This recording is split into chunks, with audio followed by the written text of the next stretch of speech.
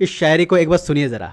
मुझको अपने बैंक की किताब दीजिए, देश की तबाही का हिसाब ओए होए होए होए। दीजिए। गांव गांव जख्मी फजाएं हो गई, जहरीली घर की हवाएं हो गई, महंगी शराब से दवाएं हो क्या गई। बात है। आइए आवाम को जवाब हाय हाय हाय हाय। दीजिए, देश की तबाही का हिसाब। जो गरीब थे हकीर हो गए, आप तो गरीब से अमीर हो गए, यानी के हुजूर बेज़मीर हो गए।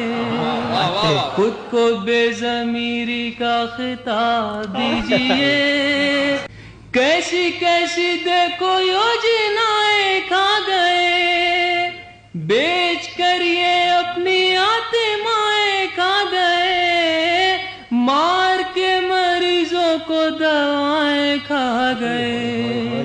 इन्हें पद्मश्री का खिताब दीजिए। सर जी सच में आपने तो दिल जीत लिया, कमाल कर दिया एकदम।